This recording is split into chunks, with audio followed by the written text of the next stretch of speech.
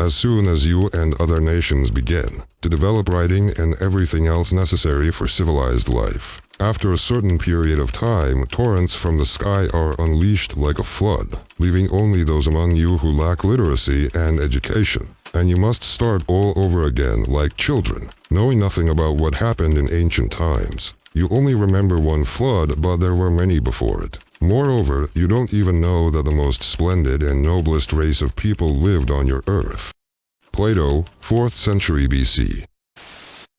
Officially, European civilization began with the Roman Empire. The Romans built public toilets, public baths, thermal baths, roads, bridges, and dams. Then, for some inexplicable reason, Europe plunged into the darkness of the Middle Ages. Here is some information about what happened in Europe in the Middle Ages. Chamber pots were thrown out of windows, often on the heads of passers-by, which led to the invention of wide-brimmed hats. The familiar gesture of men lifting their hats to women originally meant shaking the shit off their hats as sewage flowed through the streets. This led to the invention of high-heeled shoes and raised platforms for walking. They even came up with ingenious devices for walking the streets. Domestic animals like horses, cows, and pigs lived in cities, adding manure to already dirty towns. Medieval travelers describing Paris noted that the stench from the city spread for several kilometers. Not only the common people, but also officials degenerated. In castles, they held endless balls and feasts. An ordinary pastime for them was flea hunting on themselves and their table neighbors. Lovers wore special amulets around their necks to keep a flea from their beloved person. On their chest, ladies carried small dogs with them so that fleas would jump to the dog, as dogs have a higher body temperature. Lice and syphilis, which almost everyone suffered from at the time, led to baldness, and wigs were invented to conceal the lack of hair. People bathed once or twice in their lifetime, during baptism and on their wedding day. People of that time emitted a very strong odor, so perfumes were invented to mask this horrendous smell. Hygiene and medicine are indicators of societal development. Regarding medicine in those times, almost all diseases were treated with bloodletting. During childbirth, doctors didn't wash their hands, which led to puerperal fever in 30% of women, caused by blood contamination. Not less than half of the women died. The connection between the unwashed hands of doctors and puerperal fever was first suggested in the mid-19th century by the brilliant obstetrician and scientist Ignaz Semmelweis, who worked in Budapest. He noticed that hospital doctors often went directly from the autopsy room, where they dissected corpses to deliver babies. Moreover, doctors of that time did not wash their hands after working with corpses. They simply wiped them off quickly with a cloth and then proceeded to deliver babies. Unfortunately, the scientific community of the time ridiculed Semmelweis's idea, and it was only recognized 18 years after his theory was published.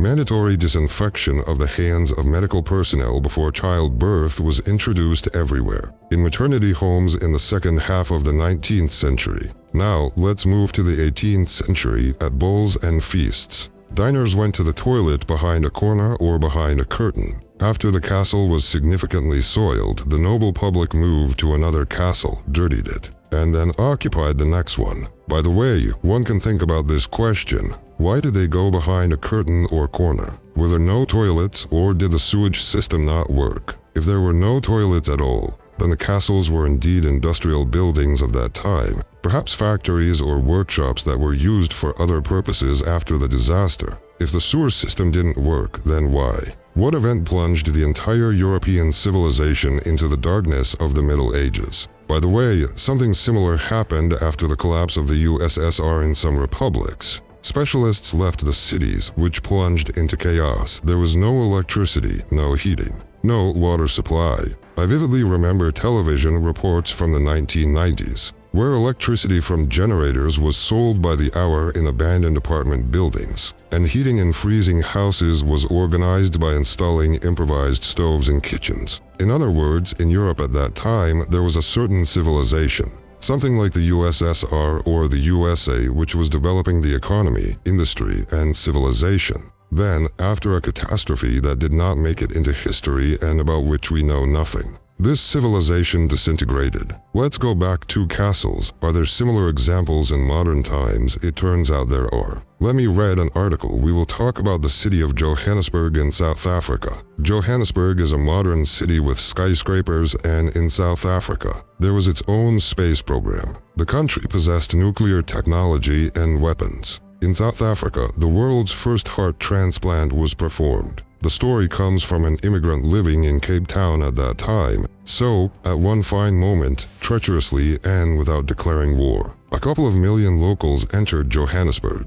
They simply left their settled places and went where it smelled better. He lived in Johannesburg at the time and told the following in the midst of a working day. Out of nowhere, there was a sudden acting. The doors of the community center opened, and a few thousand locals infiltrated the building in a disorganized, but cheerful and positive manner. The guests arrived with their belongings and treasure. They asked not to pay attention to them and continue working. Meanwhile, they began to occupy inefficiently used spaces from their perspective, evenly spreading across the office, taking up free chairs, sofas, and chairs, occupying toilets and corridors while removing all the shiny souvenirs from those around them. The building was filled with life and joyful bustle. They caught and gutted birds in the corridors, prepared food in the meeting rooms, and bathed in the toilets. When asked politely how to interpret this, they simply replied that they would now live there. On the clarifying question, how is that possible? They answered that it would be better for everyone. The police were called, but they didn't show up. The police said they couldn't come because the same situation was happening in their areas.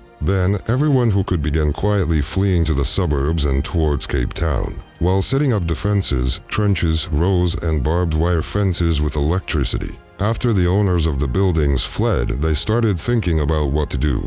They came up with a plan. They decided that if they turned off the invaders' electricity and water with colonization, they would leave the building on their own and return to the savannah. They turned it off. The invaders didn't even notice. It seems that they didn't have electricity, water, or sanitation in the savannah anyway. You might ask, where did they relieve themselves then? It turned out that the invaders, while getting settled in the buildings, couldn't understand the functionality of elevator shafts. When the invaders opened the doors, they speculated for a long time, spitting down, wondering why this hole was there. Then they guessed and credited it to the intelligence of skyscraper builders. How cleverly they thought of everything, the invaders thought. They began to mass and throw trash into the elevator shafts. According to the immigrants' words, the crowd of invaders would completely fill the building with rubbish up to the roof in about 10 years. And then, just like in the good prehistoric times, they would move to a new pasture, populating a new skyscraper. In Johannesburg, a new informal service emerged. Some tough guys offer building owners a service for regaining control of their buildings. At some point, a couple of hundred tough guys, armed to the teeth, quietly and calmly,